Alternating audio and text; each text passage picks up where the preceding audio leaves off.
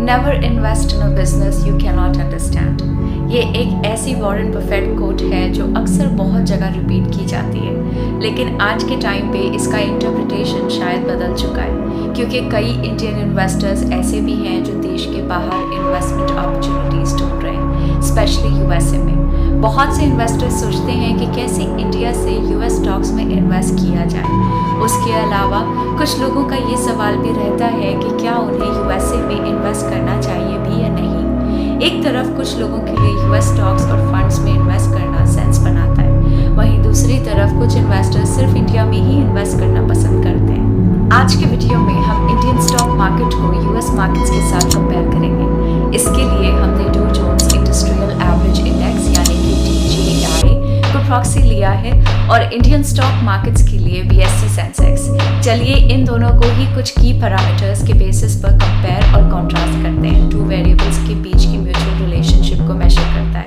ये basically indicate करता है कि दो वेरिएबल्स साथ मूव करते हैं या ऑपोजिट डायरेक्शन में, या उनमें कोई रिलेशन भी है या नहीं। हमने डो जोन्स और सेंसेक्स के लास्ट 10 सालों के मंथली रिटर्न्स को कंपेयर किया है और उससे हमें 0.54 का कोरिलेशन कोफिशिएंट मिला। इससे हमें ये पता लगता है कि इन दोनों मार्केट्स में एक सेमी स्ट्रॉन्ग रिलेशनशिप है और इसलिए हमें अपनी डाइवर्सिफिकेशन स्ट्रैटेजीज बड़े ही सोच समझ के बनानी चाहिए।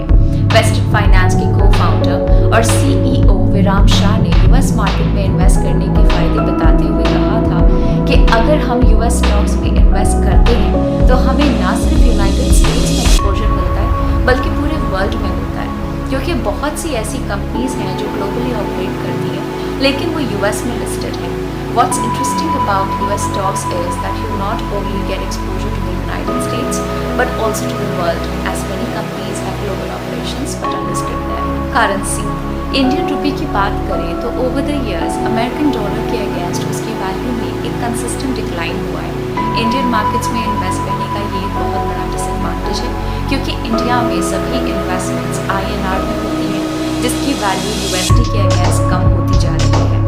इसी साल की बात करें तो अमेरिकन डॉलर्स इंडियन रुपीज से 6% ज़्यादा होगी। इसलिए यूएस मार्केट्स में इन्वेस्टमेंट करने से आपको कैपिटल अप्रिसिएशन के साथ साथ डॉलर वर्सेस रुपी के प्राइस एक्सचेंज डिफरेंस का बेनिफिट भी मिलता है। वॉलेटिलिटी, बहुत से लॉन्ग टर्म इन्वेस्टर्स वॉलेटिलिटी के बारे में ज़्यादा ध्यान नहीं देते हैं, पर ये एक इम्पॉर्टेंट एस्पेक्ट है, क्योंकि अगर आप हाईली वॉलेटाइल मार्केट में इन्वॉल्व होंगे तब एक शार्प मार्केट डिप आपको जल्दी सेल करने पर मजबूर कर सकता है।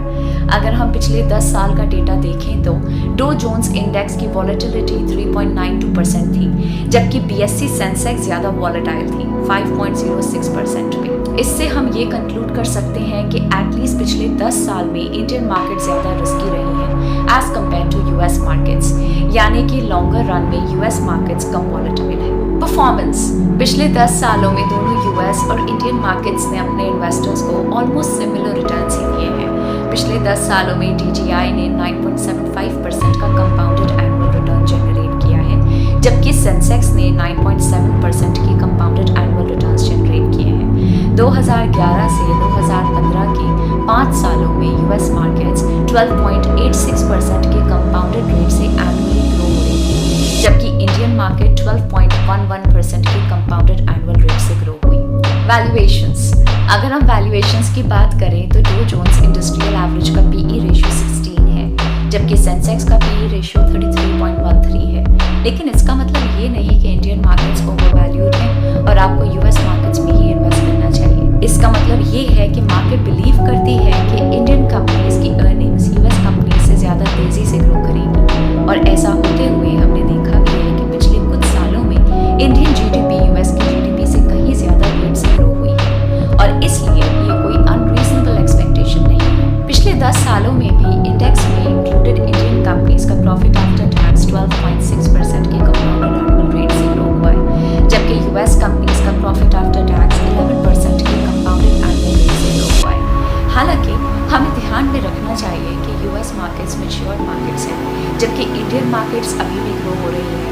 ऊपर से इंडियन गवर्नमेंट बिजनेसेस में मोनोपोली अलाउ करती है, लेकिन यूएस गवर्नमेंट ऐसी मोनोपोलीज को अलाउ नहीं करती। साइज के टर्म्स में दोनों मार्केट्स में कोई कंपैरिजन नहीं है, DJI में सारे स्टॉक्स का कंबाइंड मार्केट कैपिटलाइजेशन $8.33 ट्रिलियन तक है, जो कि BSE सेंसेक्स के सारे स्टॉक्स के कंबाइंड मार्केट कैपिटलाइजेशन का नियरली 8 टाइम्स है, जो कि $1.16 ट्रिलियन का है। दोनों इकोनॉमीज के साइज को देखते हुए ये बिल्कुल भी सरप्राइजिंग नहीं है। लास्टली चलिए इन सभी फैक्टर्स को सम अप करते हैं। Annual return show very low correlation between the two markets. पिछले 10 सालों का प्राइस कंपैरिजन 0.36 का कोरिलेशन इंडिकेट करता है। लो कोरिलेशन एक मेजर रीजन है कि Indian equity investors abroad diversify करने के बारे में सोच सकते हैं। Financials dominate Indian indices. US markets favor tech firms. US markets different sectors के बीच well distributed हैं, जबकि Indian market में एक significant weightage financials को दिया गया है. Frontline Indian index is more expensive than US. Indian markets higher multiples पर trade कर रही हैं और उनकी dividend yield भी कम है as compared to US markets. Indian companies have delivered higher earnings growth. Leading US firms की प्रॉफिट ग्रोथ उतनी फास्ट नहीं रही है क्योंकि वो ऑलरेडी अपने ऑपरेशंस के एक बड़े स्केल पे पहुंच चुकी है। ऐसा माना जाता है कि मार्च 2020 के बाद US फेड द्वारा इन्फ्यूज की गई लिक्विडिटी के कारण स्टॉक मार्केट इंडिसेस में एक स्ट्रॉन्ग पोजीशन देखने को मिली है। इसके अलावा inflation, interest rates, Fed reserve policies etcetera जैसे ग्लोबल इवेंट्स भी ओवरसीज इन्वेस्ट करने से पहले हमें ज़रूर कंसिडर करनी चाहिए। इसके अलावा डिफरेंट ज्योग्राफीज की ग्रोथ रेट्स को ट्रैक करना, करेंसी मूवमेंट्स पे नज़र रखना भी एक इम्पॉर्टेंट पार्ट है ओवरसीज इन्वेस्ट करने का, क्योंकि ये कंपनीज की मार्जिन्स और प्रॉफिटेबिलिटी को अफेक्ट करते हैं और अल्टीमेटली हमारे जैसे इन्वेस्टर्स को भी। तेजी से बढ़ रहे इंडियन इन्वेस्टर्स के लिए यूएस में इन्वेस्ट करना एक अट्रैक्टिव चॉइस बनता जा रहा है। इंडिविजुअल स्टॉक से लेके ETFs तक यूएस स्टॉक मार्केट बहुत सी अपॉर्चुनिटीज प्रोवाइड करती है, फिर चाहे आप ट्रेडर्स हो, बिगिनर हो या एक season long term investor. Stocks और ETFs ही यूएस में इन्वेस्ट करने के ऑप्शंस नहीं है। आप इंटरनेशनल म्यूचुअल फंड्स में भी इन्वेस्ट कर सकते हैं जो इंडिया में अवेलेबल है। ये म्यूचुअल फंड्स यूएस इंडिसेज में इन्वेस्ट करती हैं, जैसे कि S&P 500 या बाकी यूएस म्यूचुअल फंड्स में। अगर आपको यूएस और इंडियन स्टॉक मार्केट के बारे में और जानना है तो ग्रो को सब्सक्राइब करें और कमेंट करके हमें आपके पर्सपेक्टिव्स बताएं रिगार्डिंग यूएस और इंडियन मार्केट्स। हम आपको ये भी बताना चाहेंगे कि हमारे वीडियो सिर्फ एजुकेशनल